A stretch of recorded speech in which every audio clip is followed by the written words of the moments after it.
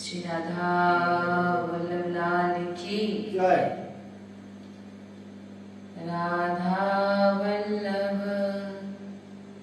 श्री हरिवंश राधा वल्लभ श्री हरिवंश वृंदावनेश्वरी तवैव पदारविन्दं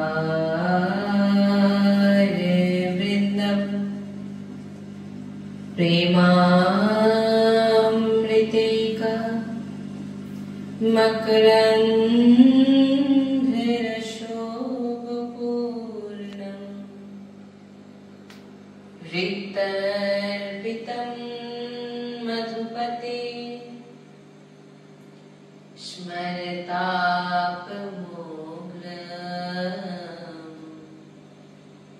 निर्वापयत्परम् शीतलमाश्रयम्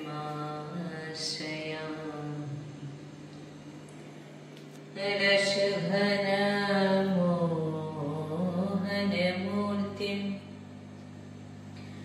विचित्रकीलिमहोत्सवोल्लासितं राधाचरण विलोलित रुचिराशिखण्ड हरिं वन्दे। श्री राधा वल्लभ लाल की जय। परम सच्चिदानंद घन आनंद समुद्र परात्पर प्रेम रस प्रवाही श्रीमद श्री वृंदावन धामे समस्त खगमृग पशु पाखी गरुलता श्री रजरानी जू श्री यमुना रसरानी जू समस्त ब्रजवासी हरिकर समस्त प्रेमी महाभागवत रसिकজন समस्त सहचरी বৃন্দ আর প্রাণাধার শ্রী যুগল সরকার অপার কৃপার বর্ষা করছেন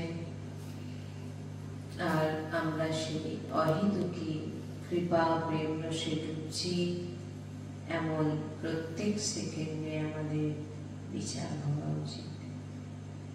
श्री राधा वल्लभ लाल की जय। श्री सद्गुरुदेव भगवान की जय। वृंदावन वसना धाम की जय।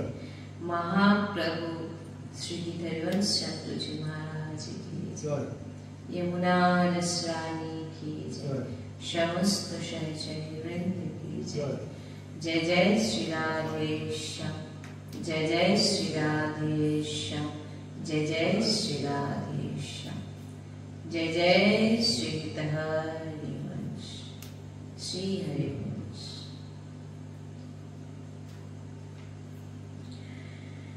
बिनु सत्संग ना हरि कथा तेहि बिनु मोह ना भाग मोह गाए बिनु रम पद होई ना दिल अनुराग। বলছেন সাধু সঙ্গ ছাড়া হরি নাম শ্রবণ করবার সৌভাগ্য হয় না, আর তা না হলে মোহভঙ্গ হওয়া সম্ভব না, আর মোহভঙ্গ না হলে প্রভুর চরণে ভক্তি লাভ হয় না। বাবা তুলসীদাসজি বলছেন তাই জীবনের একটি সংকল্প করে নিন যে সৎসঙ্গ ছাড়া বিনু সৎসঙ্গ না হরি কথা আমার যেন এক মুহূর্ত না কাটে।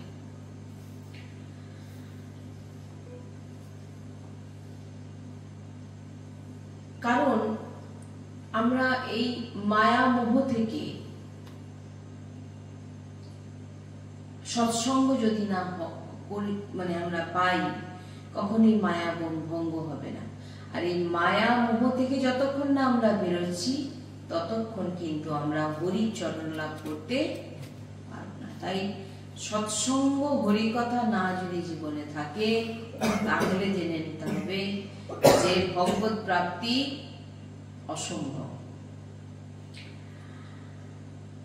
এই যে মোহ, লোভ, মৎসর, রাগ, দ্বেষ, এই যে দুর্গুণগুলো, এগুলো কি? এগুলো হচ্ছে মায়ার পরিকর। এই যে ক্রোধ এসে যাচ্ছে, মোহ, মায়া, লোভ, এগুলো কি না? এগুলো হচ্ছে দুর্গুণ। আর এইগুলো হচ্ছে মায়ার পরিকর, মায়ার পরিকর। यह सब माया कर परिवारा, এটা হচ্ছে মায়ার পরিবার। কারা? মোহ, লোভ, ক্রোধ, দ্বেষ, এগুলো হচ্ছে মায়ার পরিবার। এখানে বলছেন यह सब माया कर परिवारा प्रबल अमित को बरने को नारा। সব মায়ার পরিবার এগুলো। হ্যাঁ, তাই দুর্বল ব্যক্তির কাজ নয় ভজন করা, দুর্বল ব্যক্তির কাজ নয়। কোন দুর্বল ব্যক্তি ভজন করতে পারবে না। ভালোই সে শারীরিক দিক থেকে বলবান হতে পারে, শক্তিমান হতে পারে, পদ প্রতিষ্ঠা থাকতে পারে, পাওয়ারফুল হতে পারে, কিন্তু মায়াকে কিন্তু সে হারাতে পারেনি। এখানে বলছেন মায়ার পরিবার সঙ্গে যদি তুমি যুক্ত থাকো তাহলে তুমি হচ্ছে দুর্বল। ভক্তি করে কই সুরেয়া, বলছেন ভক্তি তো কোন সুরবীররাই করতে পারে। সুরবীর ভক্তি হচ্ছে কোন সুরবীর যারাই করতে পারে। কি সুরবীর? কি না, অত্যাচার সহ্য করে, ধৈর্যবান হয়ে, প্রভুর নাম না ত্যাগ করে। আপনি বলুন একটি বলবান ব্যক্তি, তাকে যদি কেউ একটি চড় মেরে দেয়, তার মধ্যে এতটুকু ক্ষমতা নেই যে সে ধৈর্য ধরে বসে থাকতে পারে, সে তার বল প্রয়োগ করবে। কিন্তু ভক্ত সে সবকিছু, তাই ভক্ত কি ধৈর্যবান হয়। তাকে যদি আপনি 5টা থাপ্পড়ও মারেন, সে কিন্তু সেই থাপ্পড় মারা ব্যক্তির মধ্যে কাকে দেখছে? ভগবানকে দেখছে। তাই এখানে বলছে যে এমন এমন সন্তের চরিত্র আমরা শ্রবণ করেছি যে গঙ্গায় স্নান করে উঠছেন। যেমন অনেক থাকে সাধু সন্তের পিছনে, মুখে থুতু ফেলে দিল, বাবাজি আবার গিয়ে স্নান করে গঙ্গায় স্নান করে, যমুনায় স্নান করে উঠে আসে। আবার কোন নিম্নতর ব্যক্তিও 2বার থেকে 3বারের বেশি কারোর মুখে থুতু ফেলা, এটা সব থেকে নিম্ন, যেটা মানে কোন অতিরিক্ত নীচ ব্যক্তিও সেটা বারবার করতে পারে না। যখন অনেকবার যখন ফেলার পরেও সাধু সন্ত সেই সন্ত কিছু বললেন না, তখন তিনার চরণে গিয়ে পড়ে গেলেন যে আমি আপনার সঙ্গে আপনাকে ক্রোধিত করানোর জন্য এমন কিছু করলাম, আপনি ক্রোধিত হলেন না, আমাকে ক্ষমা করে দিন। তখন সেই সন্ত তিনাকে প্রণাম করতে যাচ্ছে। দেখুন তিনি কি বলছেন, যে আমি প্রত্যেকদিন একবার স্নান করতাম, কিন্তু আজকে তোমার জন্য আমি অনেকবার, অনেক পাপ আমার আজকে যমুনায় স্নান করে আমার নষ্ট। ভক্তের চিন্তাধারা দেখুন, ভক্ত সুরবীর হয়। ভক্তকে কেউ, হ্যাঁ আপনার মনে হচ্ছে নির্বল বসে আছে চুপ করে, এর কোনো একে দুঘা মেরে দিলেও কিছু বলবে না, কিন্তু আপনাকে কেউ দুঘা মেরে দিয়ে দেখুন আপনার ভিতরে কোনো কন্ট্রোল নেই। যে নিজেকে কন্ট্রোল করতে পারে না, ভালো এসে লম্বা চওড়া তার বডি বিল্ডার হোক না কেন, যদি সে নিজেকে কন্ট্রোল না করতে পারে, সে কিন্তু শারীরিক দিক থেকে বলবান হতে পারে, কিন্তু সে নিজের ভিতর থেকে সে কোনো দিক থেকেই বলবান নয়, সে অধীন হয়ে আছে। কার অধীন হয়ে আছে? না মায়ার পরিবারের অধীন হয়ে আছে। কাম, ক্রোধ, লোভ, মদ, মৎস্য এসবের অধীন হয়ে আছে। তাই এদেরকে বলা হয়েছে দুর্বল। আর একটি ভক্তকে দুটো চড় মারলেও সে আপনাকে কোনো প্রতিক্রিয়া আপনাকে তার উপর করবে না, কারণ সে জানে আমার মালিক আছে। এক। দ্বিতীয় হচ্ছে এই যে ধৈর্য, সে ভাবছে এটা আমার কোনো কর্মফলে আমি পাচ্ছি। সে ভাবছে, ভক্ত ভাবছে যে আমার প্রভু আমাকে পরীক্ষা নিচ্ছে। সামনের ব্যক্তি যে আমাকে মারছে সে কে? সে আমার প্রভু আমাকে মারছে। তাহলে অতএব আমি কার উপর ক্রোধ করবো? আমার প্রভুর উপরে ক্রোধ। এটা কে ভাবছে? ভক্ত। আর ভক্ত আরেক ভাবে ভক্ত ধৈর্যবান, জানেন আমার উপর, আমার প্রভুর চরণে আমি আশ্রিত, আমার উপর যদি কখনো কোনো কিছু হয়ে থাকে তার জন্য আমার প্রভু কিন্তু দেখে নেবেন। ধৈর্য, এটা শুধু ভক্তের মধ্যেই হয়। ব্যর্থ চিন্তনে নিজের শক্তি নাশ করছো, ভগবানের চিন্তা করো। একমালা জপ করে যদি আমি অনেক সংসারের চিন্তা করি তাহলে কিন্তু ওটা আমার ব্যর্থ চিন্তন হয়ে যাচ্ছে না। তো বলছেন সাংসারিক চিন্তা তুমি ছেড়ে দাও। সাংসারিক চিন্তা যত তুমি করবে তত তুমি কি হবে? দুর্বল। তুমি ভগবানের চিন্তা করো, তুমি কি হবে? বলবান, ধৈর্যবান, শক্তিমান, শূরবীর। আপনি ভাবছেন প্রতিকূলতা শুধু বাইরে? প্রতিকূলতা শুধু বাইরে হয়? খারাপ পরিস্থিতি কি শুধু বাইরেই হয়? না, বাইরের থেকেও প্রতিকূল পরিস্থিতি আমাদের ভিতরে হয়, হয় না? জ্বলছি, যেটা বাইরে হয়তো দুঘা মার খেলেও সে ভিতরের জ্বলনের থেকে দুঘা মার খায়, সে ঠিক আছে, কিন্তু ভিতরে এমন জ্বলন যে সে এমন জ্বলন হয় যে সে নিজেকে মেরে দেয়। জ্বলনে নিজের হাত থেকে নিজেকে সে বিষ খাইয়ে দিচ্ছে, নিজেকে মেরে দিচ্ছে।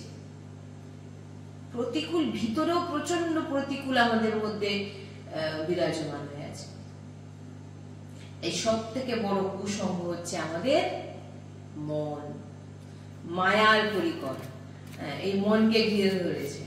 তাই বলছেন সোজা রাস্তা যদি না পায়, বলছেন গুরু কৃপা যদি না হয়, সাধু সঙ্গ না যদি পায়, জীবনে যদি সৎসঙ্গ না থাকে, তাহলে কোনো শত্রুর দরকার হবে না আপনাকে শেষ করতে, আপনার মনই আপনাকে শেষ করে দেবে।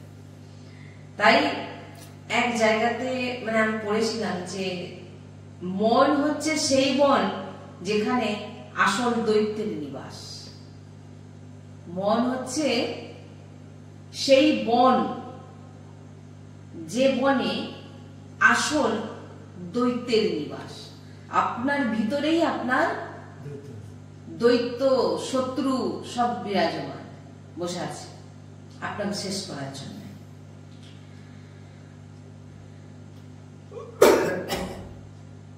কোন দৈত্য?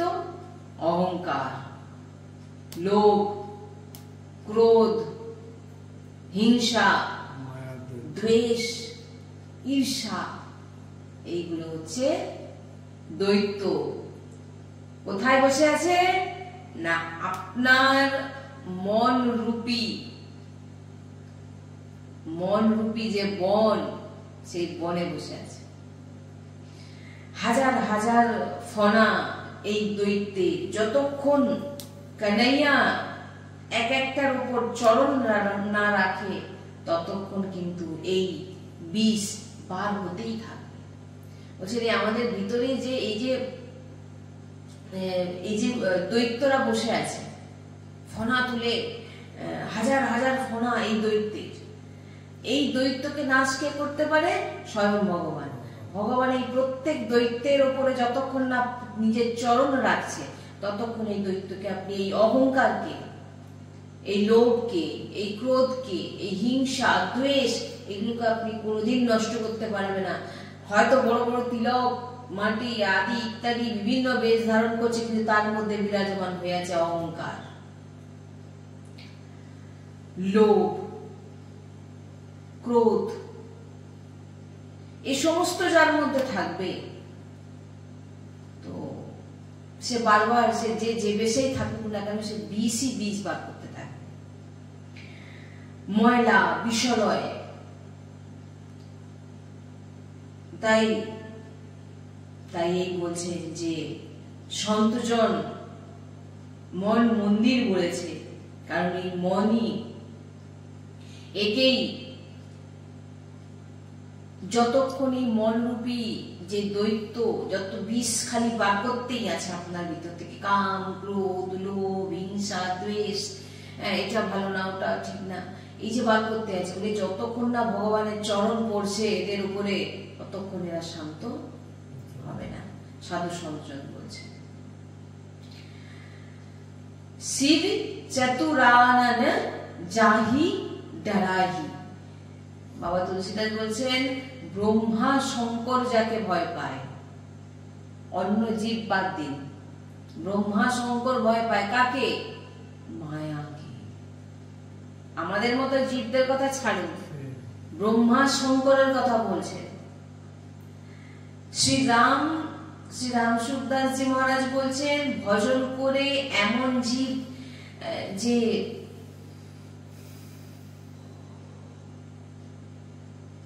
নাম জপ করে সৎসঙ্গ করে যদি জীব পাখির মতো ভগবানের দিকে তাকিয়ে থাকে, যেমন পাখির বাচ্চা যেমন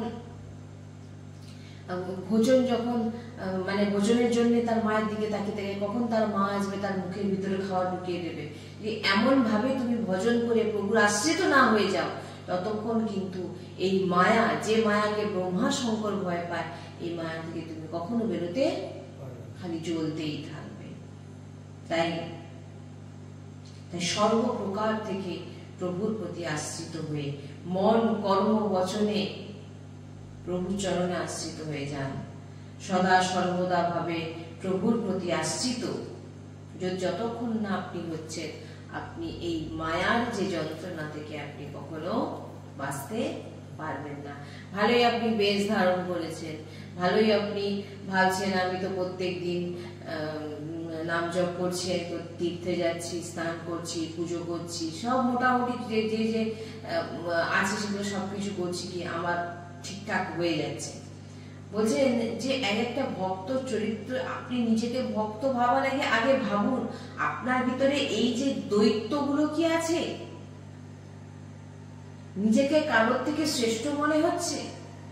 কোন ভক্ত যদি তার ভিতরে যদি মনে হয় যে আমার সামনে যে ভক্ত বিরাজমান তার থেকে আমি শ্রেষ্ঠ, সে কটা মালা জপ করে, সে কি ভজন করে, তার থেকে আমি শ্রেষ্ঠ, এরকম যদি কারোর মনে এসে যায়, জানতে হবে তার ভিতরে এখনো কিন্তু এই যে দৈত্যগুলোর কথা গুলো বলা হচ্ছে, সে দৈত্য সবই কিন্তু তার ভিতরে বিরাজমান।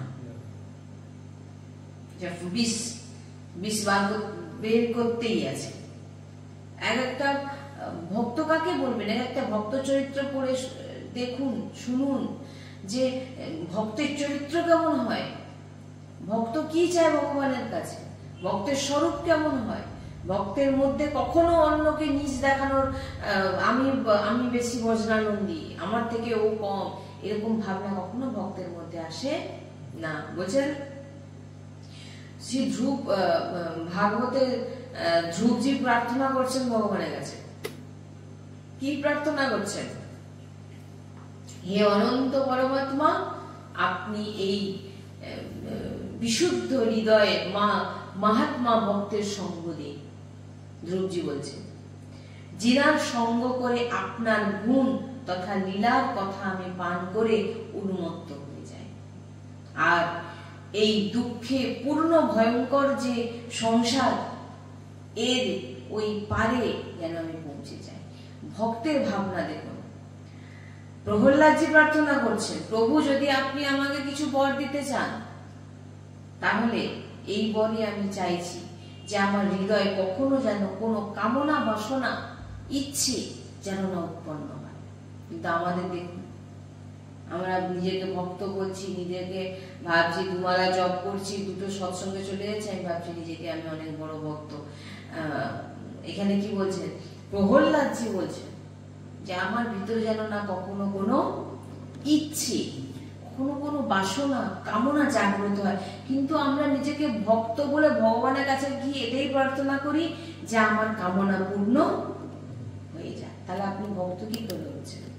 মন চঞ্চল, স্থির নয় মন।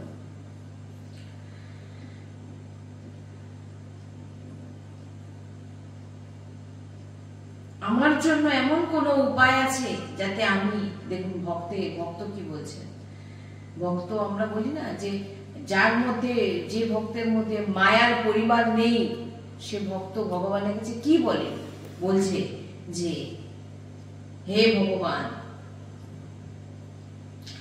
মহর্ষি আপাস্থম বাকিজির প্রার্থনা এটা বলছেন, তিনি বলছেন যে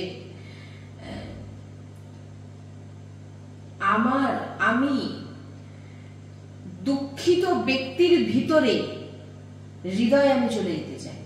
তিনি ভগবানের কাছে কি প্রার্থনা করছেন?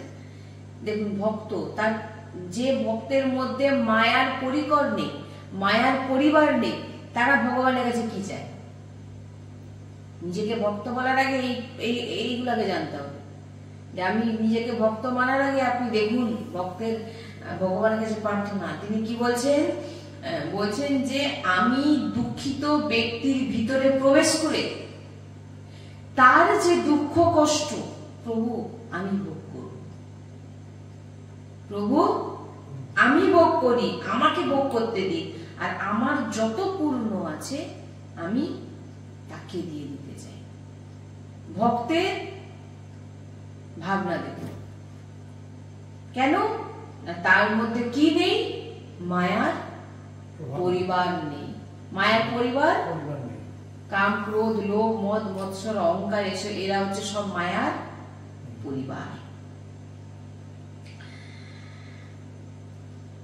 আমি দুঃখিত ব্যক্তির হৃদয়ে বসে তার যত পাপ আছে সেই পাপকে আমি ভোগ করতে চাই, কিন্তু আমার জন্ম জন্মান্তরের যত পূর্ণ আছে আমি তাকে দিয়ে দিতে চাই। ভগবান কৃপা করুন। ভালোই আমি নরকে যাই বা স্বর্গে যাই, আমার দ্বারা মন, বাণী, দেহ দিয়ে যত ক্রিয়া, যা পূর্ণ কর্ম আমার হয়েছে, আমি ওই দুঃখিত ব্যক্তি, দুঃখিত প্রাণী, দুঃখিত জীবের কাছে যেন আমার সবকিছু, এই যে যত যা কিছু আমি অর্জন করেছি সব যেন তার কাছে চলে যায়। ভক্তের স্বরূপ এমন। ভক্ত কখনো নিজেকে বড় বলে, নিজেকে মহান ভাবে, নিজেকে বজ্রানন্দী ভাবে না। ভক্ত কখনো তার নিজের জন্য কিছু চায় না। ভক্ত কখনো ভগবানের লীলা গুণ কীর্তন শোনানোর জন্য অর্থ চায় না। ভাবুন তো, ভগবানের চরণ সেবা কে করে? মা লক্ষ্মী করে। তাহলে ভগবানের চরণ সেবা যদি মা লক্ষ্মী করে, আপনি যদি নারায়ণের সেবা করেন, আপনি যদি ভগবান শ্রীকৃষ্ণের সেবা করেন, তাহলে লক্ষ্মী কোথায় যাবে? যেখানে প্রভু বারবার কি বলছেন, না কৃষ্ণ আমি বৈকুণ্ঠে, বলছেন আমি বৈকুণ্ঠে থাকি না নারদ, আমি কোন সন্তজনের হৃদয়ে থাকি না। কোথায় থাকি? মদ ভক্তা যত্র গায়ন্তী তত্র তিষ্ঠামি নারদ। নারদ আমার ভক্ত যেখানে আমার গুণকীর্তন করে, আমার লীলাগান করে, আমার কথা উচ্চারণ করে, আমি সেখানে বিরাজমান থাকি। তাহলে ভগবান যেখানে বিরাজমান থাকে, তাহলে সেখানে মা লক্ষ্মী বিরাজমান থাকে। তাহলে কেউ যদি ভক্ত হয়, হ্যাঁ আমি ভক্ত নয়, আমি বিজনেস করছি, পড়ে শোনাচ্ছি, অর্থ নিচ্ছি, সে ব্যাপার আলাদা, তাই নিজেকে ভক্তের পরিচয় দেবেন না। ভগবানের লীলা শোনানো এটা হচ্ছে একটি রসাস্বাদন করা। আমি 5 জনকে ভগবানের লীলা শোনাচ্ছি, এই সংসারে পেট ভর্তি করার জন্য, এই পেট ভর্তি করার জন্য একটি পিঁপড়েকে কোনো পিঁপড়ের জন্য ভগবান ব্যবস্থা করে রেখেছে, তাকে রোজগার করতে হয় না। সে মাথায় করে তার ব্যবস্থাও ভগবান করে রেখেছে, তাকে রোজগার করতে হয় না। হাতি কুইন্টাল কুইন্টাল সে খাবার খাচ্ছে, তার খাবার কোথা থেকে আসছে? কে জোগাড় করে দিচ্ছে? ভগবান তার পৃথিবীতে সংসারে যে জীব এসছে তার পেটের ব্যবস্থা ভগবান করে রেখে দিয়ে, করেই তাকে পাঠানো হয়েছে। এবার যদি কেউ ভাবে ভগবানের লীলাগান শুনিয়ে আমি রোজগার করব, সেটা তাহলে তার জীবিকা, সেটা তার ব্যবসা। ভক্ত নয়, কখনোই সে ভক্ত হতে পারে না। কারণ ভক্ত কখনো ভগবানের লীলাগান তার আনন্দের বিষয় বিষয়ে হয়, বাসনার নয়। বাসনা মানে কি? ইচ্ছে পূরণের। ইচ্ছে পূরণ মানে কি? আপনি লীলা গান শোনালেন, আপনি অর্থ পেলেন, সেটা দিয়ে আপনি আপনার ইচ্ছেকে পূরণ করলেন না, তাহলে ভুল। তাহলে আপনি কখনো কোনো দিক থেকে আপনি ভক্ত নয়। আপনার মধ্যে কি আছে? লোভ। কি বললাম? মায়ার পরিবার অলরেডি বিরাজমান। কি রূপে? লোভ। এগুলো আমার বাণী নয়, মহাপুরুষজন বলছে। ভক্তের প্রার্থনা দেখ, ভগবানের লীলা। ভগবান বলছেন যেখানে আমার গুণগান হয় সেখানে আমি বিরাজমান থাকি, আর যেখানে ভগবান বিরাজমান থাকে, যিনি ভগবানের লীলা গান করছেন, যিনি ভগবানের লীলা গান করাচ্ছেন, যিনি শুনছেন, তিনাদের কখনো কোনোদিন পেটের অভাব হবে না। আর ভক্ত কি চায়? একটা বস্ত্র আর ভগবানের ভজন করবার জন্য যতটুকু পেটে দেওয়ার প্রয়োজন ততটুকুই ভক্ত চায়, এর বেশি চায় না। ওই জন্য ভক্ত নিজেকে বলার আগে 5 বার ভাববে যে আমার মধ্যে মায়ার পরিকর আছে নাকি, পরিবার আছে নাকি, তারপরে নিজেকে ভক্ত বলবে। ভগবানের লীলা হচ্ছে ভক্তের আহার। বলে তৃপ্তি পাচ্ছে, শুনে তৃপ্তি পাচ্ছে, সেখানে অর্থ কোথা থেকে আসবে? অর্থের ভাবনা কি করে জাগ্রত হতে পারে? এবারে কেউ যদি এসে বলে আমাদের, তাহলে চলবে কি করে?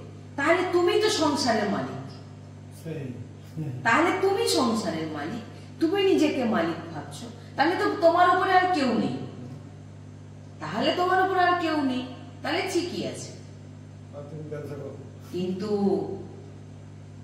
যেভাবে আমার মালিক আমার প্রভু, তার জন্য ভগবান স্বয়ং গীতাতে বলেছে আমি তার ভরণ পোষণ করব, আমি তাকে দেখব, আমি তার সমস্ত ইচ্ছে পূরণ করব, তার সমস্ত সুখ তাকে আমি দেব, সে আমাকে ভালোবাসো। আমরা 2-3 দিন আগে একটা সৎসঙ্গে আমরা শ্রবণ করছিলাম শ্রী সীতারাম ওঙ্কারনাথজি মহারাজের। তিনি বলছেন, ভগবানের সঙ্গে তিনি কথা বলছেন, মহাপুরুষ, অনেক উচ্চকোটি মার্গের মহাপুরুষ। তিনি বলছেন, গুরুজি সবসময় ওনার কথা বলেন, বলছেন তিনি ভগবানের সঙ্গে কথা বলছেন, ভগবান বলছেন তিনাকে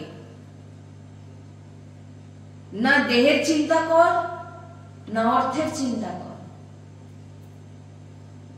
না তুই সুখের চিন্তা কর, তুই আমার চিন্তা কর। আর এই যে বিষয়গুলো, এগুলো আমার উপর ছেড়ে দে, তুই ছেড়ে তো দেখ। ভগবান স্বয়ং বলছেন সত্যি তিনি বলছেন, মহারাজ বলছেন আমাকে ভগবান বলছেন যে তোমরা এইগুলো করো। তিনি কথা বলছেন, আমি ভগবানের সঙ্গে কথা বলে আমি তোমাদের বলছি, তোরা দেহের চিন্তা করিস না, তোরা অর্থের চিন্তা করিস না, তোরা সুখের চিন্তা করিস না, তোরা আমার চিন্তা কর। তাহলে যদি ভগবান গীতাতেও যদি বলেছেন যে আমার চিন্তা কর, আমার চিন্তা কর, ভগবান কর্ম করতেও বলেছে, কর্ম ভগবানকে অর্পিত করে দিতে বলেছে, কিন্তু ভগবান বারবার অর্জুনকে ভগবান যুদ্ধ করতেও বলছেন। আবার ভগবান কি বলছেন? যুদ্ধ করতে করতে তুই আমার স্মরণ কর। কেন? না তুই কি মারবি? অর্জুন কি মারবে? তাদের অলরেডি তাদের মৃত্যু হয়ে গেছে।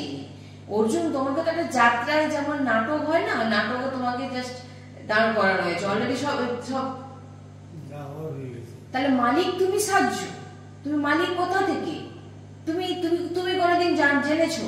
তুমি যে নিজেকে ভাবছো যে আমরা এত কষ্ট করে শাস্ত্র অধ্যয়ন করেছি, আমরা শোনাচ্ছি, আমরা আমাদের কি পয়সার দরকার হয় না? তুমি নিজেকে মালিক ভাবছো। ভগবানের লীলা শুনিয়ে গুরুজি বলেন, কীর্তন করে লীলা গান শুনিয়ে তুমি যদি অর্থ নিয়ে নাও, তোমার সবকিছু তার কাছে চলে গেল, তোমার আর কিছু থাকলো না, তুমি বিক্রি করে দিলে। যখন এখান থেকে যাবে, যে অর্থগুলো বিক্রি করে কামিয়েছো, নাম বিক্রি করে, সে অর্থগুলো তোমার এখানেই রয়ে যাবে। তুমি যখন যাবে খালি ব্যাগ নিয়ে যাবে। ভাই তুমি যেখানেই থাকো, যেখানেই যেভাবেই থাকো না কেন, অর্থের বিনিময়ে যদি কেউ লীলা গান করেন, ভগবানের লীলা গান করেন অর্থ নিয়ে, জেনে নিতে হবে তার মধ্যে মায়ার পরিবার বিরাজমান। কি পরিবার? না লোভ, কামনা, বাসনা সব বিরাজমান। এগুলো আমার বাণী না, এগুলো আমি, কারণ আমার তো বলার সামর্থ্যই সব মহাপুরুষদের বাণী। ভগবান যেখানে বলছেন আমি তোমাকে, আমি তোর আমি দেখবো তুমি কোথাকার মালিক এসছো, তুমি জানো তোমার কবে তোমার বাল্যকাল থেকে যৌবন চলে এসছে, তুমি নিজে জানো। আমি বলছি, যিনারা বলেন এই যে আমার চলবে কি করে, আমাদের পরিবার চলবে কি করে, এত এত দেবেন ভগবান না যে তোমাকে। আর লীলা কথা কখনো শুনিয়ে, ভগবানের নাম শুনিয়ে কখনো অর্থ চাওয়া, সব থেকে গুরুজি ভাগবতে সব জায়গায় না বলেছেন দান স্বরূপ তুমি নিতে পারো। দান দক্ষিণা সে তো দিতেই, দান দক্ষিণা ব্রাহ্মণদেরকে দান দক্ষিণা দেওয়া হচ্ছে, কিন্তু এই যে অর্থের বিনিময়, আমাদেরকে তো ফোন করে জিজ্ঞাসা করে কত লাগবে, একজন কেউ বলে দেবে। যেখানে রাধা কৃপা ধামে ভক্তি রাস্তার চ্যানেলে এখানে ফোন করে সৎসঙ্গের জন্য অর্থ চেয়েছে, বলে দিক একজন যে আমি এই এতটা নিই, আমাকে এতটা অর্থের বিনিময়। এই ভাগবতিক কথা, এই যে কথা হচ্ছে, এতে যেমন কত মানুষের একটি ভাগবত কথা, একটি সৎসঙ্গ যখন কোনো ব্যক্তি করায়, অনেক ভগবানের অপার, দেখুন তারা কত কাজ পেয়ে যাচ্ছে। তাদের এমনি দেখুন প্যান্ডেলের খরচ হচ্ছে, তাতে তাদের ইনকাম হচ্ছে, তাদের পেট ভরছে। যে ফুল সাজিয়ে সাজাচ্ছে তারও ইনকাম হচ্ছে, তারও পরিবার পোষণ হচ্ছে। যে মিউজিক বাজাচ্ছে তারও পোষণ হচ্ছে। এই যে সবাই যে, এই যে সবার যে ইনকাম হচ্ছে, কোথা থেকে হচ্ছে? একটি ভাগবত কথা থেকে হচ্ছে। আর ভাগবত কথা কে করছেন? যিনি ভগবানের পার্শ্বদ হন, তিনি ভগবানের চর্চা করেন, তিনার মাধ্যমে এত লোকের পেট ভর্তি হচ্ছে। তো তিনাকে চিন্তা করতে হবে। বলুন, এখানে আমাদের কাছে আমি জানি না, কিন্তু আপনি যখন উত্তরপ্রদেশের দিকে চলে যাবেন, বৃন্দাবনের দিকে চলে যাবেন, ওখানে এক একটা প্যান্ডেল হয় বিশাল বিশাল, অনেক যে বাদ্যযন্ত্র, অনেক কিছু থাকে, অনেক অনেক টাকার ব্যাপার থাকে ওখানে, বিভিন্ন রকম সাজানো, সবার পেট ভর্তি হচ্ছে। তাহলে তুমি ভগবানের লীলা হাজার হাজার লাখ লাখ লোককে শোভন করাচ্ছ, হাজার হাজার লোকের পেট ভর্তির রাস্তা তৈরি করে দিচ্ছ, তাহলে তোমার কি করে খারাপ হতে পারে? বুঝুন কথাটা, বুঝতে পারছেন? তাহলে তোমার খারাপ কি করে হতে পারে? তোমাকে চাইতে হবে না, ভগবান তোমার ঝুলি এমনি ভরে দেবে। তাই জন্যই বলছি, তুমি জানো যে তুমি যে নিজেকে মালিক মনে করছো, আমার পরিবার কি করে বাঁচবে? তুমি যদি পরিবার নষ্ট হওয়ার থাকে, তুমি চাইলেও তোমার পরিবারকে বাঁচাতে পারবে না, তোমার সে ক্ষমতা নেই। তাই জন্য বলছেন যে তুমি জানো যে তুমি কবে বাল্য থেকে যৌবন হয়েছো, যৌবন থেকে কবে তুমি বৃদ্ধ অবস্থায় পৌঁছে গেছো, প্রথম কোন দিন তোমার চুল পেকেছিল তুমি জানো? তোমার মাথার চুল পেকেছিল তুমি জানো? বলবে না। কোন ডেট, কোন তিথিতে? না, জানি না। ধীরে ধীরে তুমি বৃদ্ধ হয়ে যাচ্ছ, পরপর তোমার দাগ পড়ে যাচ্ছে, চোখে কম দেখছো, প্রথম কোন দিন তুমি কম চোখে দেখেছিলে তোমার মনে আছে? বলবে না। তুমি কিসের মালিক? তোমার একটা লোমকে তুমি যদি ঝড়ার হয়, তাকে তুমি আটকে রাখতে পারবে না। তাহলে তুমি কিসের মালিক? তুমি কি সংসার চালাবে? ভক্ত কখনো এমন ভাবনা আসে না আমি কি করে আমার পরিবার চালাবো। ভক্তের হৃদয়ের বাণীতে এটাই আছে, ভগবানের পরিবার ভগবান চালাবে, ভগবান দেখবেন। কি কথাটা বলছি? আমাকে কর্ম করতে হবে। কর্ম মানে এই নয় ভগবানের লীলা কথাকে বিক্রি করা। কি বললাম? কর্ম, অনেক কর্ম কাজ আছে, অনেক। চালাও, তুমি গুরুজি বলেন কোদাল চালাও, অনেক কাজ আছে, করো তুমি। আর ভগবানের লীলাকে তুমি আলাদা রসাস্বাদন করো, সেটা তোমার আলাদা ব্যাংক ব্যালেন্স হচ্ছে। এগুলো আমরা গুরুর কাছ থেকে, গুরুজির কাছ থেকে আমাদের প্রাপ্তি, এই সমস্ত আমরা জেনেছি। তাই বলছেন যে ভক্ত বলছেন, হে হরি, কখনো যেন না, প্রহ্লাদজি বলছেন, আমার হৃদয় যেন না কোনো বাসনা কামনা, বর যদি দিতেই হয় কোনো বাসনা কামনা যেন আমার হৃদয় না আসে। আর যে বলছে তার ভিতরেই যদি কামনা বাসনা থাকে, লোভ থাকে, তার দ্বারা যে 500 জন, 1000 জন, 1 লাখ জন শুনছেন, তারা কি করে পরিবর্তন হবে? যে বলছে তার মধ্যে তো পরিবর্তন হওয়া চাই, তবেই তো সে অন্যজন। তোমার ভিতরে সামর্থ্য না থাকলে তুমি অন্যজনকে চেঞ্জ করবে কি করে? তুমি যদি তোমার যদি সার্টিফিকেট না থাকে, তোমার কাছে লোক পড়তে এসছে, সার্টিফিকেট নেই, তোমার মধ্যে কোনো সামর্থ্য নেই, তোমার মধ্যে লোক, যেগুলো ভাগবতিক যে জিনিসগুলো আমাদের বলা হচ্ছে, কাম, ক্রোধ, লোভ, মদ, মৎসর, এগুলো যার মধ্যে আছে তারা কিন্তু সাংসারিক ব্যক্তি। যার মধ্যে মায়ার পরিবার আছে তারা হচ্ছে সাংসারিক ব্যক্তি। যাদের মধ্যে মায়ার পরিবার নেই তারা হচ্ছে ভাগবতিক, তারা ভগবৎ স্বরূপ। তাদের দর্শনে, তাদের স্পর্শনে, তাদের বচনে তোমার পরিবর্তন হয়ে যাবে। কেন বলেছে? কেন আপনি একটি সিরিয়ালে একজন সাধু সন্তকে দেখে আপনার ভিতরে যে ভাবনা জাগ্রত হয় না, সেটা প্রকটে একজন সাধু সন্তকে দেখলে আপনার স্বতঃ আপনার 2 হাত উঠে যাবে। কেন? তিনার ভিতরে সেই জিনিস, যে সিনেমায় যাকে দেখছেন তার ভিতরে কাম, ক্রোধ, লোভ, মদ, মৎসর, হিংসা সব পরিবার ভর্তি, তাকে দেখলে আপনার ভিতরে কোনো ভাবনা জাগ্রত হবে না। কিন্তু যখনই আপনি এই সমস্ত ত্যাগী মহাপুরুষকে দর্শন করবেন, তখন আপনার 2 হাত, কারণ ভিতরে বিরাজমান যে ভগবান আছেন, তিনি কিন্তু চিনতে পেরে যান এ হচ্ছে আমার ভক্ত। হাত কখন ওঠে?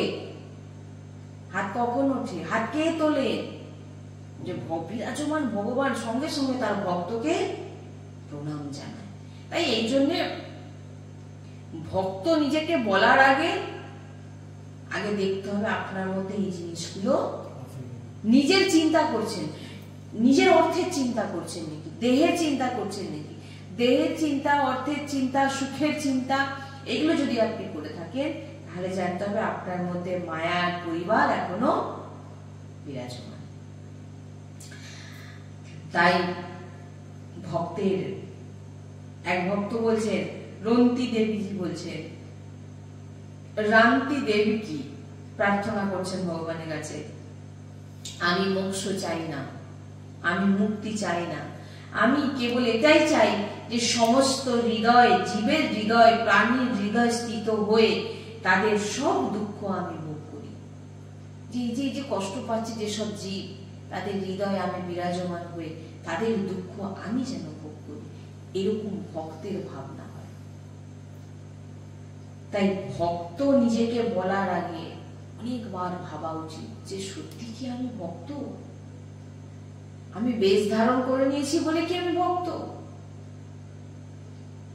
তাই বৃত্তাসুর স্তুতি ভাগবতে বৃত্তাসুর বলছেন, আহম হরে তব পাदैक মূলম দাসানুদাসা ভবতস্মে ভূয়া।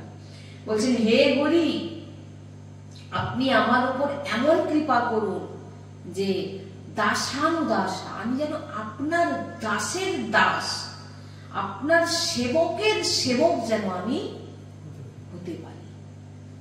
তার তিনার সেবা, তিনার দাস ভাব দেখে যেন আমার ভিতরে সেই ভাব জাগ্রত হয়, তবেই তো আমি আপনাকে প্রাপ্তি করতে পারবো।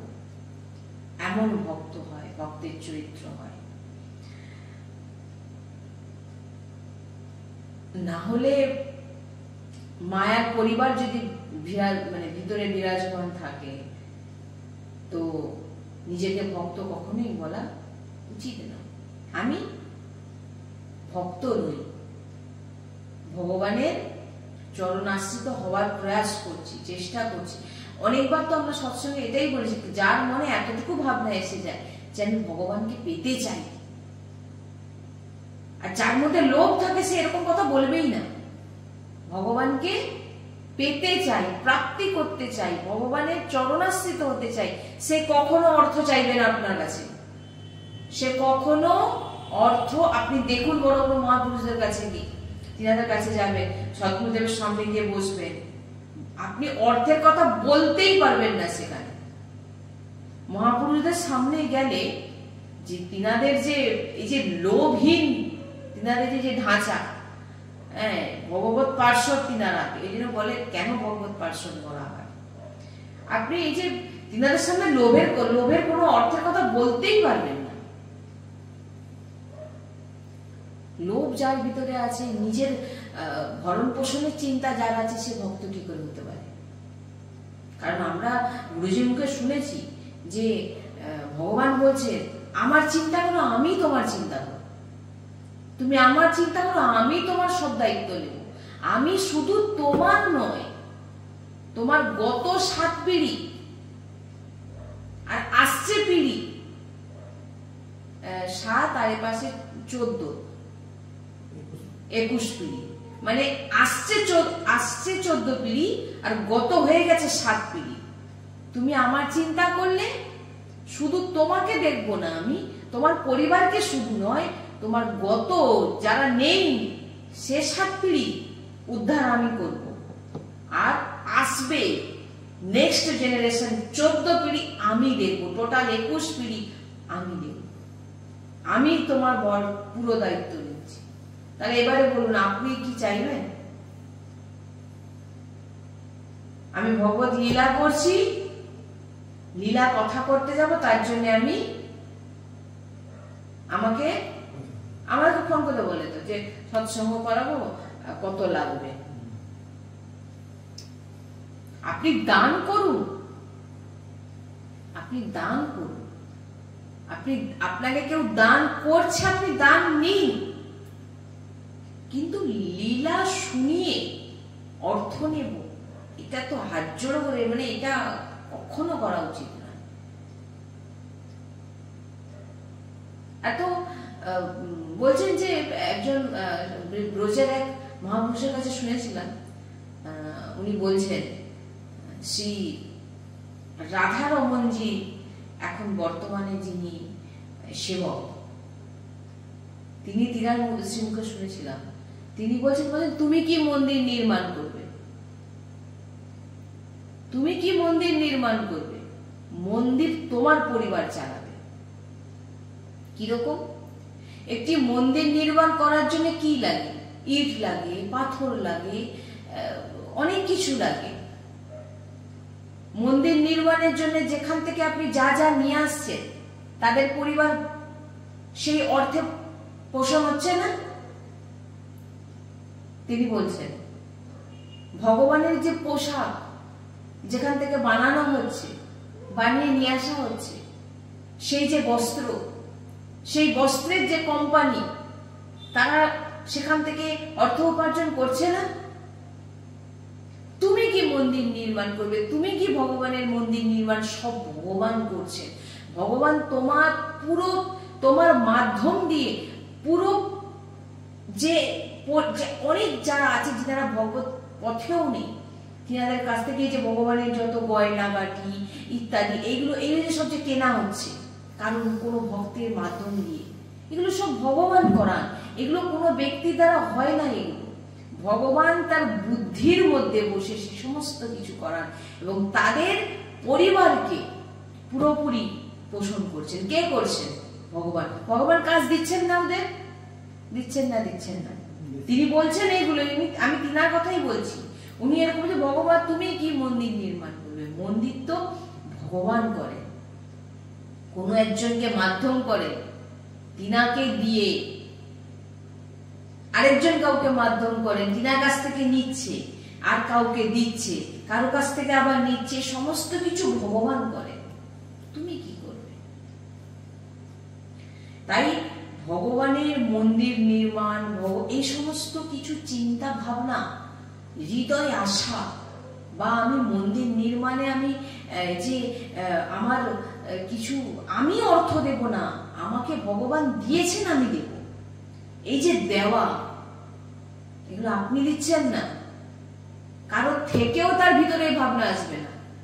ভগবান যার মধ্যে দিয়ে হৃদয়ের, কারণ ভগবান তো ভিতরে বিরাজমান, আর ভগবান জানেন যে কার ভিতর কেমন, ভগবান কিন্তু জানেন কার বিচার কিরকম, ভগবান কিন্তু জানেন।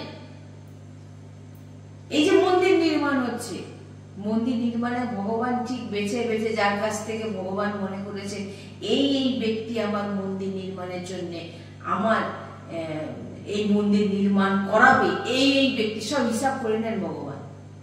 তারাই মন্দির নির্মাণ করাতে পারেন, আর তারাই সেই মন্দিরে সহযোগিতা করতে পারেন। সেই মহাপুরুষ বলছেন, তিনিই বলছেন, আমি তিনার কথাই বলছি, তুমি কি মন্দির নির্মাণ করাবে?